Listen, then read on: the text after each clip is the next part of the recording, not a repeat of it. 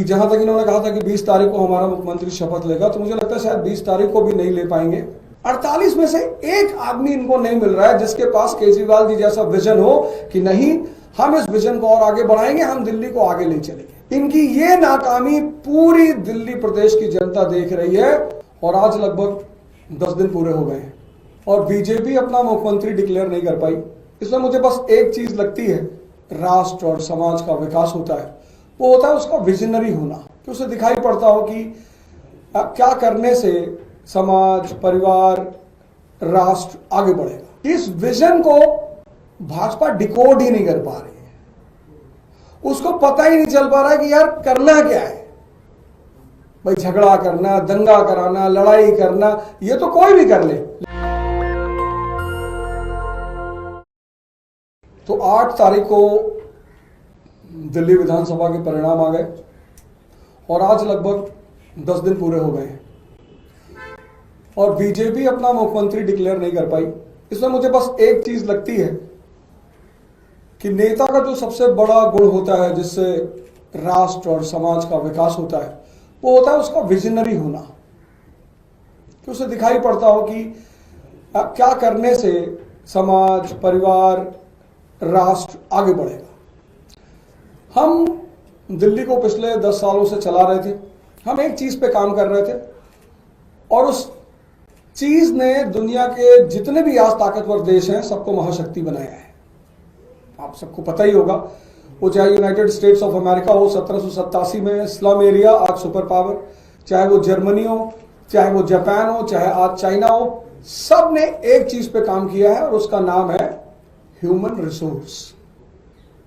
Natural resource होने के बाद भी अगर ह्यूमन रिसोर्स स्ट्रांग नहीं होगा तो वो राष्ट्र कभी आगे नहीं बढ़ पाएगा, वो राष्ट्र कभी मजबूत नहीं हो पाएगा। और ये बात हमारे नेता अरविंद केजरीवाल जी को बिल्कुल स्पष्ट थी और इस ह्यूमन रिसोर्स के 2 सबसे स्ट्रांग पिलर हैं। पहला पिलर एजुकेशन और दूसरा पिलर हेल्थ। भारत जब महाशक्ति था, प्राचीन काल की अगर मैं बात करूं एंशिएंट पीरियड की, तो पूरी दुनिया के उस वक्त जो नॉन दुनिया थी, उस दुनिया में लगभग सारे देशों के लोग भारत में पढ़ने के लिए इच्छुक थे। मैं बात कर रहा हूं नालंदा और तक्षशिला की, और मैं बात कर रहा हूं फाइहान और ह्यूएनसांग जैसे लोगों की जो चाइना से भारत पढ़ने के लिए आए। तो जब देश में शिक्षा उच्चतम स्तर पे थी तो देश महाशक्ति था। जब देश में चरक जैसे चिकित्सक थे, धन्वंतरी जैसे चिकित्सक थे, तो देश महाशक्ति था। इसी का फॉर्मूले को ध्यान में रखकर केजरीवाल जी ने दिल्ली में शिक्षा और स्वास्थ्य पर ध्यान देना शुरू किया कि हमारा ह्यूमन रिसोर्स जितना स्ट्रांग होता चला जाएगा, हमारे परिवार मजबूत होते चले जाएंगे। परिवार मजबूत होगा तो समाज मजबूत होगा और राष्ट्र मजबूत हो जाएगा। अब इस विजन को, ऐसा मुझे दिखाई पड़ रहा है कि इस विजन को भाजपा डिकोड ही नहीं कर पा रही है। उसको पता ही नहीं चल पा रहा है कि यार करना क्या है। भाई झगड़ा करना, दंगा कराना, लड़ाई करना, ये तो कोई भी कर ले, लेकिन राज्य चलाना और फिर राज्य को आगे लेके जाना, सरप्लस स्टेट का दर्जा दिलवाना। हमारी सीएम साहिबा अभी डिस्कस कर रही थी अपने बजट के बारे में, उन्होंने कहा दिल्ली स्टेट सरप्लस स्टेट का सरप्लस बजट का स्टेट है। तो मुझे ऐसा लगता है कि आज ये पार्टी, जिसको जनता ने कहा कि इनके पास 48 सीट है, 48 में से एक आदमी इनको नहीं मिल रहा है जिसके पास केजरीवाल जी जैसा विजन हो कि नहीं, हम इस विजन को और आगे बढ़ाएंगे, हम दिल्ली को आगे ले चलेंगे। इनकी ये नाकामी पूरी दिल्ली प्रदेश की जनता देख रही है और ऐसा मुझे लगता है कि जहां तक इन्होंने कहा था कि 20 तारीख को हमारा मुख्यमंत्री शपथ लेगा, तो मुझे लगता है शायद 20 तारीख को भी नहीं ले पाएंगे, क्योंकि इस विकास धारा को आगे बढ़ाना और आगे चलाना वो हमारे नेता और हमारी पार्टी के ही बस में है। नहीं, जल्दी नहीं है, हमें किस बात की जल्दी। हम तो वो इतने सारी बातें कर रहे थे, नीति है तो आप लेकर आओ। 48 लोग आपके पास हैं, आपके पास 48 लोग हैं, आपको 40 में से 8 में से एक आदमी निकालना है। एक आदमी भाई हमें लीड कर रहा है, तो कम से कम दिल्ली की जनता को ये तो पता चले कि भाई ये इनका मुख्यमंत्री का चेहरा। अब तो इलेक्शन खत्म हो गया, इतना दिन वेट करने की क्या जरूरत है। अगर नीति है तो बताओ, अगर चेहरा है तो दिखाओ। अवध जी, आप पहली बार इलेक्शन लड़े थे, आप अपनी पॉलिटिक्स जारी रखेंगे आगे भी और पढ़ाई जो कराते हैं बच्चों? मैं पहली बार इलेक्शन लड़ा और 4 फ्रंट पर मेरी उपलब्धियां रही। आज भारत में मेरे पास एक विधानसभा है, जिसमें 46,000 लोगों ने मेरे ऊपर विश्वास जताया।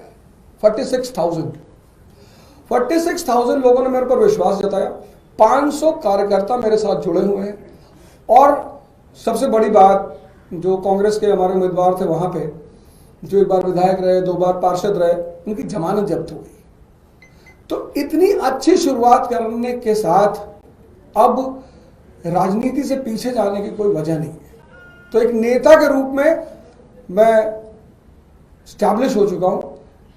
आने वाले इलेक्शंस में, आने वाले समय में उसे प्रूव करूंगा कि मुझे जनता कितना सहयोग और समर्थन दे रही है। ऊर्जा साहब, एक नेता के रूप में आप स्टैब्लिश हो चुके हैं, आप सोच भी सकते हैं नेता के नजरिए से। आपको क्या लगता है भाजपा में उन 48 कैंडिडेट में से एक कैंडिडेट कौन होना चाहिए?